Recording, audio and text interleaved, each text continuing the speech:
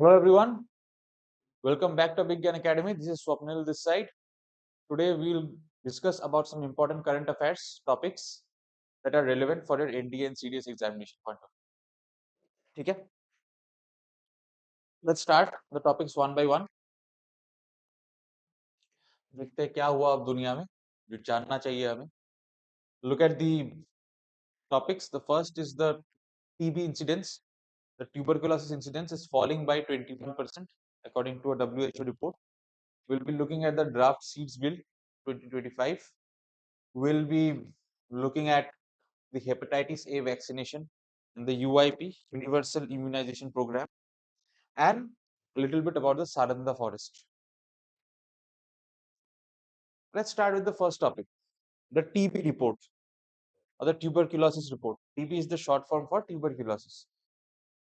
So recently, the WHO released a report known as the WHO Global TB Report.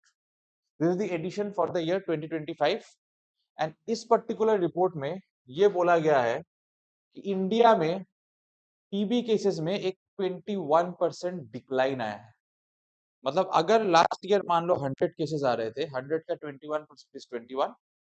इस साल 100 से 21 cases कम आ रहे हैं, only 79 cases are coming. It's still a lot but it's much much better than before. ठीक है, और global average से ये डबल है. मतलब अगर मैं पूरे दुनिया को देखूं, पूरे दुनिया में टीबी के डिक्लाइन का अगर मैं परसेंटेज निकालूं, पूरे दुनिया में मुझे दिखेगा कि the whole world, in the whole world at an average TB cases are going down by percentage of 12%. ठीक है, बट इंडिया में 21 is almost the double of 12. मतलब पूरे दुनिया में एवरेज जितने टीबी केसेस कम हो रहे हैं उससे डबल टीबी केसेस इंडिया कम कर रहा है.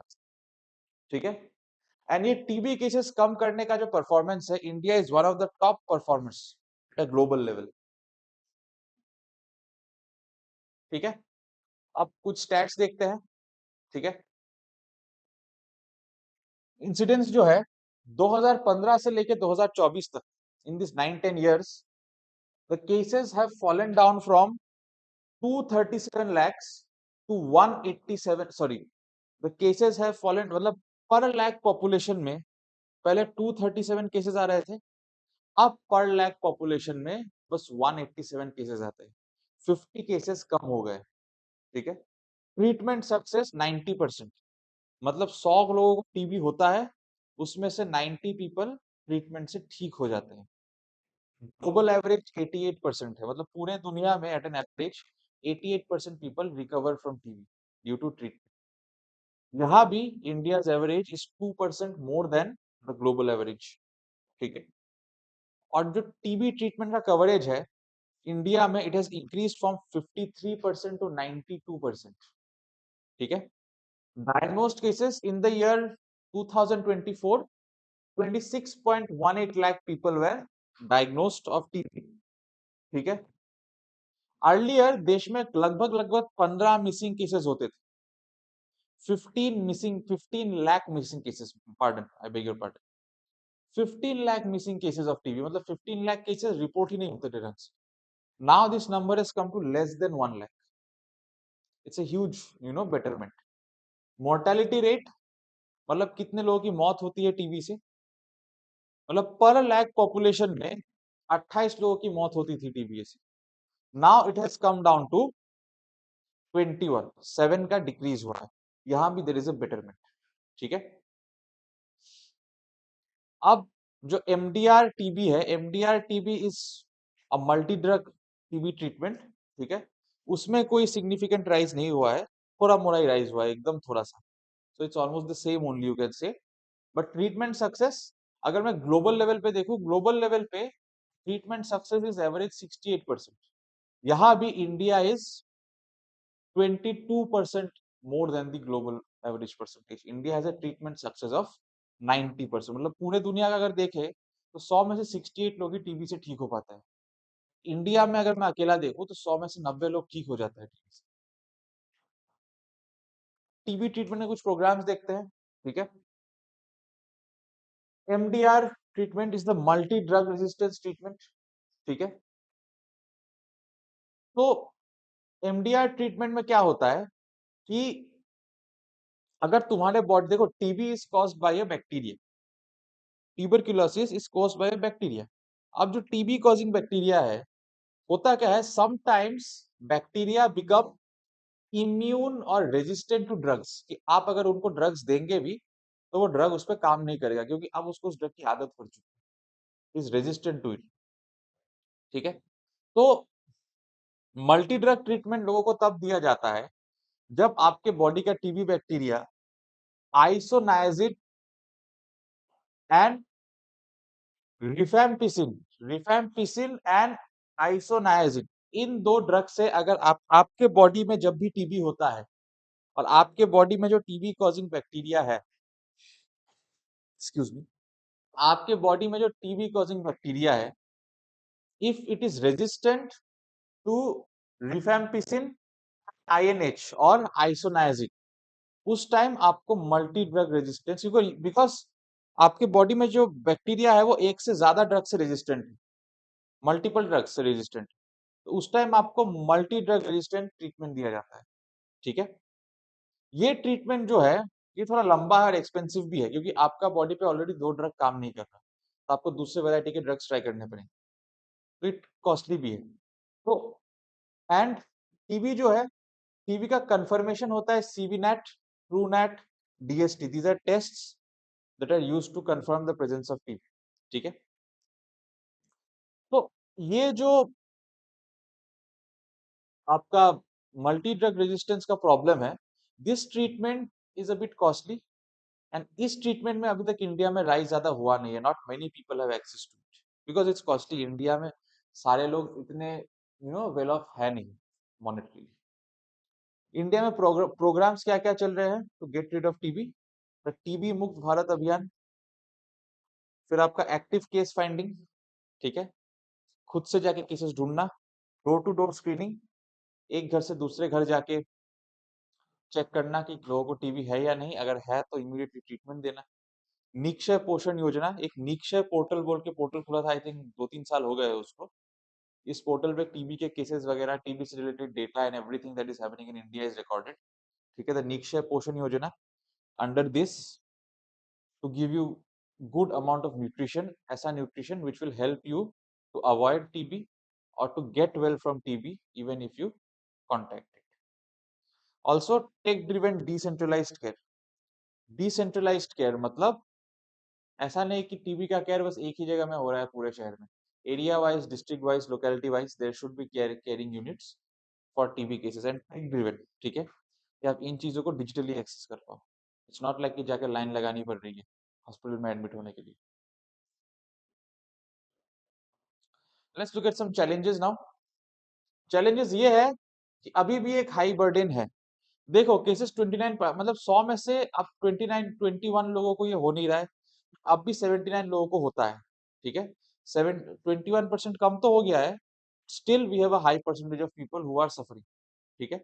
प्लस ये मल्टी ड्रग रेजिस्टेंस का जो टीबी ट्रीटमेंट है ये बहुत ही कॉम्प्लिकेटेड है and many people are unable to afford it.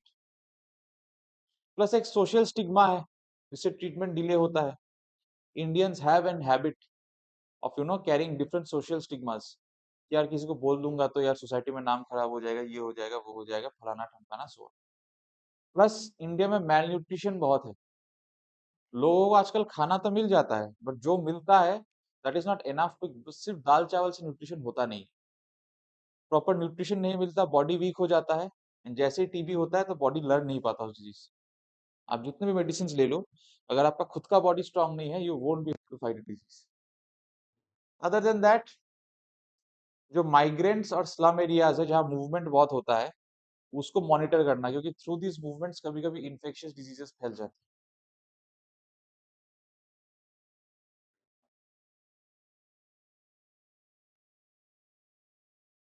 अब हमें करना क्या चाहिए as a way forward? First thing कि डिटेक्शन और कवरेज बढ़ाओ, टीबी ट्रीटमेंट का कवरेज बढ़ाओ और लोगों को ट्रीटमेंट के अंदर लाओ, डिटेक्शन को और बेटर करो, एक्यूरेट करो। ठीक है।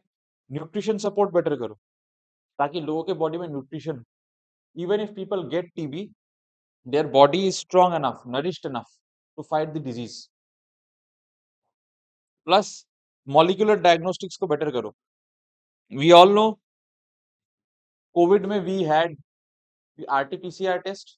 RT-PCR एक टाइप का molecular test होता है, you know, and these molecular tests are very very fast and accurate. ठीक है, ये टेस्ट को एक्सपांड करना. उसके बाद आयुष्मान भारत के साथ टीबी के इस प्लान को इंटीग्रेट करना.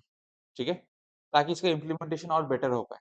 ठीक है, और digital follow up to reduce drop outs, कि जो टीबी का ट्रीटमेंट ले रहे हैं उससे ड्रॉप आउट मतलब कि आपको 10 दिन का टैबलेट खाने दिया, आप 6 दिन खा के आपने टैबलेट खाना छोड़ दिया, you drop out without completing the course of treatment.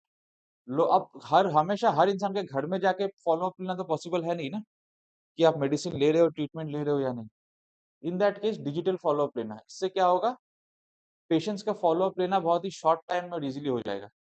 आप पता कर पाओगे कि वो प्रॉपरली ट्रीटमेंट ले रहा है या ट्रीटमेंट छोड़ के निकल चुका है. Coming to the next news for this video, the seeds bill of 2025. recently central government ने सीड बिल का ड्राफ्ट रिलीज किया है. ठीक है, अब इसमें कुछ पेनल्टीज है, ऑलमोस्ट 30 lakhs तक की पेनल्टी है and up to 3 years of jail है. कुछ मतलब violations and all have been mentioned in this act. अगर आप ये वायलेशंस करोगे regarding seeds, then you might face up to 30 lakhs, you know, of fine और up to 3 years of jail. ठीक है, काफी स्ट्रिक्ट सा लॉ है. इससे क्या है, जो खराब क्वालिटी के सीड्स और अनरजिस्टर्ड सीड्स मार्केट में बेचे जाते हैं उनके सेल को रोकना. एंड मतलब दिक्कत ये थी कि सीड्स एक्ट 1966 के तहत आपको अपने सीड्स को रजिस्टर करना होता है. ठीक है, बट बहुत लोग रजिस्टर करते नहीं थे and they used to get away because there was no proper strict action for that.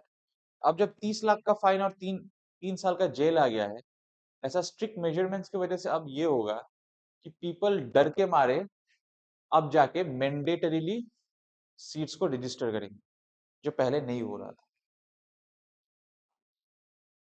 Now let's look at some provisions of the seed bill. ठीक है, कोई भी नया वैरायटी का सीड अगर आएगा मार्केट में, उसको मैंडेटरीली रजिस्टर करना पड़ेगा, बिना रजिस्टर किए आप बेच नहीं सकते. ठीक है, फार्मर्स के जो सीड्स के वैरायटीज होते हैं, ठीक है, वो एग्जेम्प्टेड है इस एक्ट से, बिकॉज यहाँ पे जो भी आपको रजिस्ट्रेशन के लिए पेमेंट वगैरह करना पड़े, उसमें खर्चा बहुत होता है ना. Farmer might not be able to do that, so for the farmer seed varieties are exempted.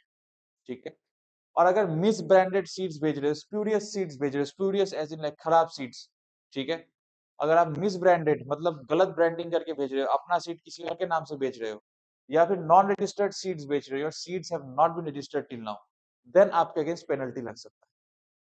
Offences कैसे कैसे टाइप के हैं, 3 टाइप्स के ऑफेंसेस है, ट्रिवियल, माइनर एंड मेजर. ठीक है, मेजर ऑफेंस तभी माना जाएगा अगर आप फेक सीड्स या नॉन रजिस्टर्ड सीड्स बेचोगे तो. मेजर ऑफेंस अगर आपने किया और if you are found guilty for a major offence, then you will have to pay 30 lakh rupees in fine and you will have to spend 3 years of your life in the jail. अब significance क्या है इसका, देखो farmers जो होते हैं वो कभी कभी साइंटिफिकली उतने एजुकेटेड नहीं होते. सीड्स के नाम पे उनको बिजनेसेस फेक सीड्स बेच देते हैं. ठीक है, दाम सीड का ले लेंगे और दे देंगे कोई फालतू सामान, या खराब सीड दे देंगे जो सीड से अब कभी क्रॉप निकलेगा ही नहीं, खराब स्टॉक दे देते हैं. इससे क्या होगा, अब फार्मर्स को प्रोटेक्शन मिलेगा क्योंकि नाउ रजिस्ट्रेशन मैंडेटरी होगा. अगर फार्मर्स देखेंगे कि रजिस्टर्ड सीड नहीं है, वो नहीं खरीदने वाले हैं, आप उनको बुद्धू नहीं बना सकते दोबारा. ठीक है, प्लस एग्रीकल्चर सिस्टम को और स्ट्रेंथन करेगा क्योंकि जब खराब सीड्स मार्केट में बिकती है तो उस साल का क्रॉप भी खराब होता है, खराब सीड से तो क्रॉप उगेगा नहीं, वन थिंग. प्लस जो रिसर्च बेस्ड सीड डेवलपमेंट है वो ज्यादा होगा क्योंकि खराब सीड बेचने से मार्केट में फाइन लगने वाला है. तो अब सीड पे रिसर्च बढ़ाना पड़ेगा ताकि गुड क्वालिटी सीड्स प्रोड्यूस हो.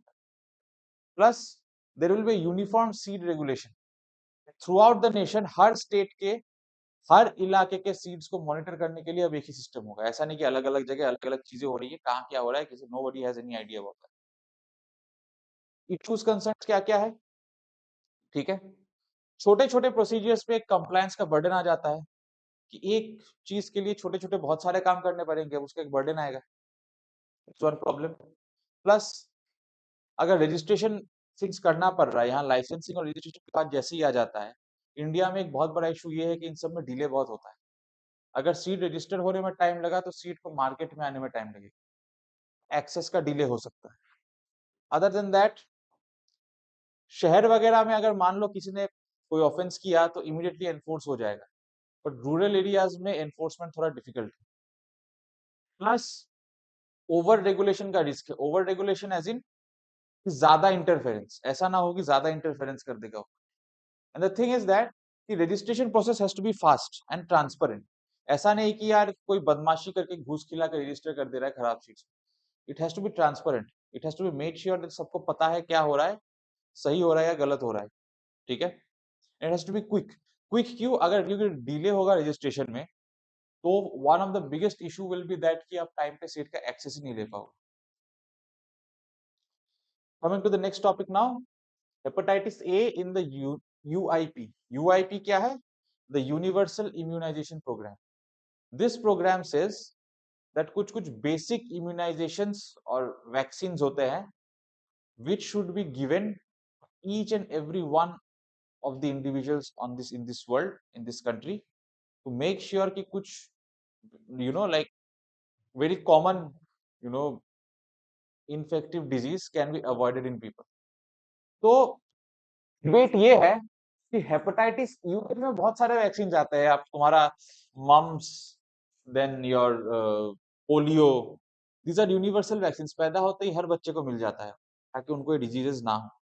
डिबेट ये है कि क्या हेपेटाइटिस ए के वैक्सीन को भी यूआईपी में इंक्लूड किया जाए या नहीं। ठीक है, क्योंकि दिक्कत ये हो रहा है कि हेपेटाइटिस ए के outbreaks they are increasing in India. India में हेपेटाइटिस ए के आउटब्रेक्स अब धीरे धीरे बढ़ रहे हैं, as in more and more people are being affected by this disease. ठीक है, तो इससे अब बचने का तरीका क्या है? वैक्सीनेशन। लोगों को ये बीमारी इसलिए ज्यादा हो रही है because many people are not vaccinated against this disease. ठीक है, तो इसीलिए जरूरी है कि हेपेटाइटिस ए को यूआईपी में इंक्लूड किया जाए। प्लस इस डिजीज के लिए इंडिजिनियस वैक्सीन यानी देश में बनाया हुआ वैक्सीन अवेलेबल भी है। ठीक है, and the thing is that कि दिक्कत ये हो रहा है कि एडल्ट जो है वो इस डिजीज से अब ज्यादा वल्नरेबल। एडल्ट इससे वल्नरेबल क्यों है? बिकॉज अर्ली लाइफ में उनको वैक्सीन का एक्सपोजर मिलता नहीं है एंड एडल्ट लाइफ में दे बिकम वेरी वल्नरेबल कि उनको ये डिजीज हो सकता है। इंडिया में कौन से वैक्सीन है यूआईपी में included? As you can see, polio, measles, rubella, meningitis, hepatitis B, pneumonia, diphtheria, pertussis, tetanus. ठीक है, ट्यूबरक्यूलोसिस। अब हेपेटाइटिस ए है क्या?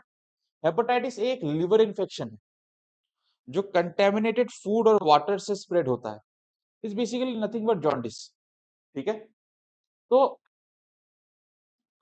अब होता क्या है कि बच्चों में इम्यूनिटी कम हो जाती है। व्हाई? बिकॉज उनको वैक्सीनेशन नहीं मिलता, यूआईपी पे इंक्लूडेड नहीं है। इसका वैक्सीन अलग से लेना पड़ता है, पैसे देने पड़ते हैं। बहुत लोग पैसे दे नहीं पाते and they are deprived of this vaccine and बाद में जाके they become vulnerable to this disease. ठीक है, एडल्ट्स में ये डिजीज बहुत सीवियर हो जाता है। ठीक है, adults are more vulnerable to this and recently Kerala, Maharashtra, Uttar Pradesh और दिल्ली में इस डिजीज के आउटब्रेक्स हुए हैं। मतलब बहुत लोगों को एक साथ डिजीज हुआ है। ठीक है, इंडिया में 90% मतलब रूरल इंडिया के 90% पॉपुलेशन के पास एंटीबॉडीज है। एंटीबॉडी क्या है? देखो, जब भी आपके बॉडी में कोई बाहर का माइक्रो ऑर्गेनिज्म घुसता है, your body treats it as something called an antigen, और उस एंटीजन को लड़ने के लिए बॉडी एंटीबॉडीज बना देता है। तो हमारे देश में रूरल इंडिया में 90% लोगों के बॉडी में ये एंटीबॉडीज है। मतलब 90% लोगों के बॉडीज में पावर है हेपेटाइटिस बी से लड़ने का, 10% के पास नहीं है। But the number is very very low in urban areas. Only 60% people have antibodies for hepatitis. Almost 40% people, they are unable to fight this disease. अब इसको यूआईपी में क्यों ऐड करना चाहिए? ठीक है, पहला चीज बिकॉज डिजीज का बर्डन बढ़ रहा है, more and more people are getting infected, इससे हेल्थ केयर सिस्टम पे बर्डन बढ़ता है ट्रीटमेंट, और जो दूसरे और ज्यादा खतरनाक बीमारी है उस पर हेल्थ केयर सिस्टम कॉन्सेंट्रेट नहीं कर पाते। प्लस एक लॉन्ग टर्म इम्यूनिटी मिले लोगों को, ऐसा नहीं कि भाई एक बार हो गया तो अब शायद अब दोबारा नहीं होगा, not that. You take it and make sure कि आपको कभी ये हो ही ना।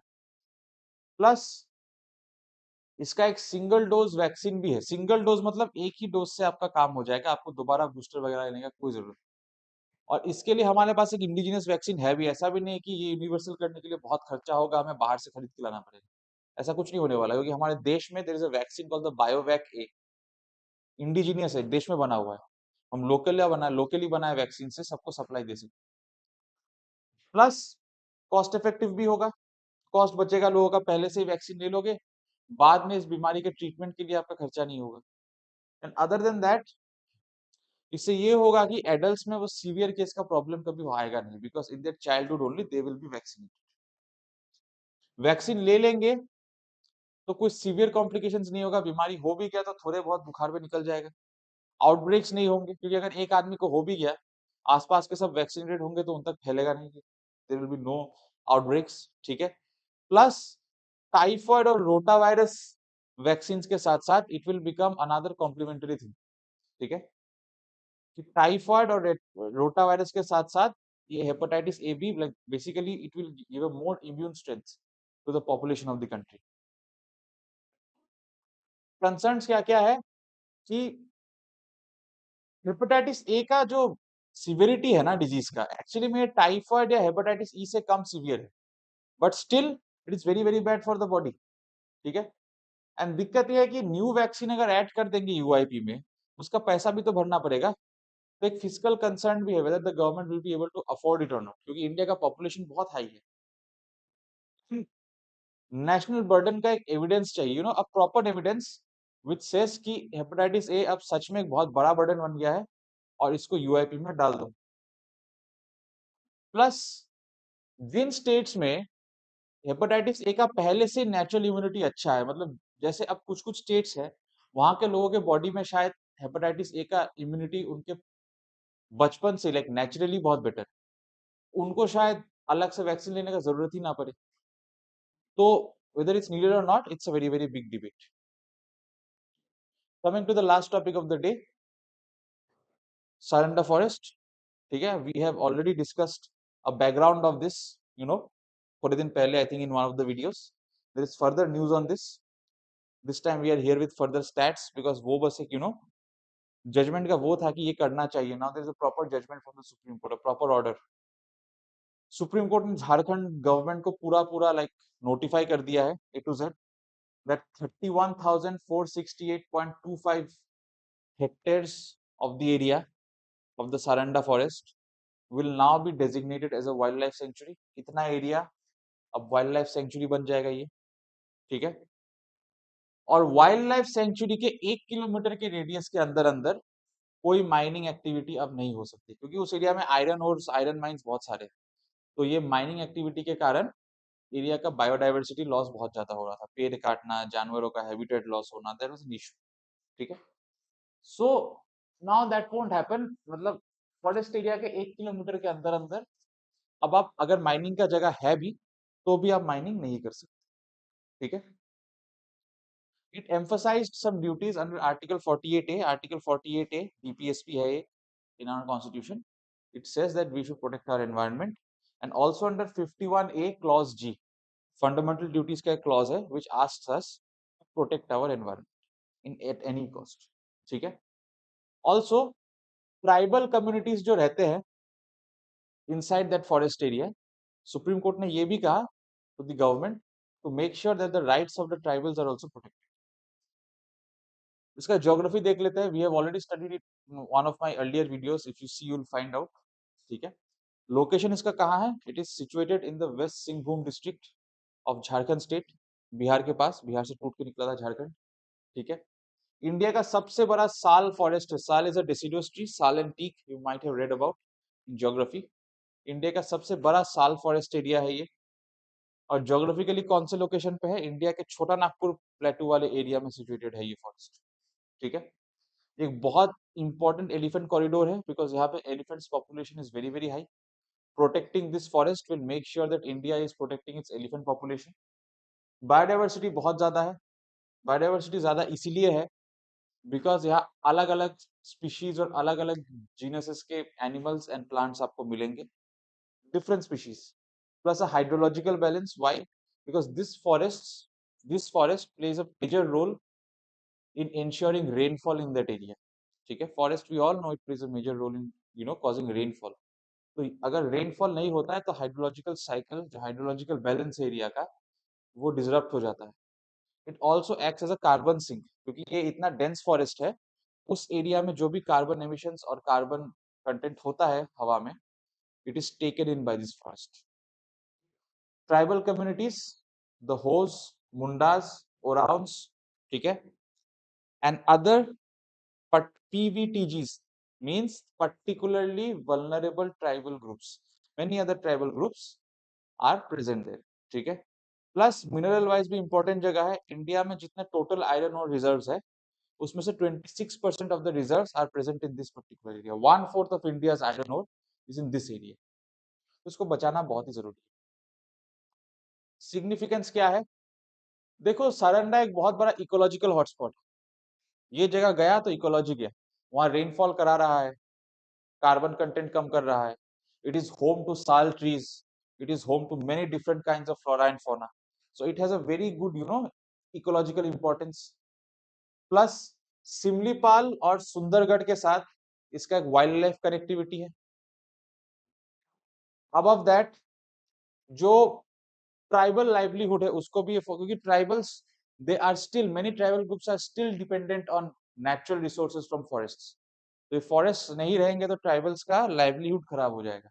ये फॉरेस्ट ट्राइबल्स को भी सपोर्ट करता है अंडर द FRA और the forest rights act of 2006।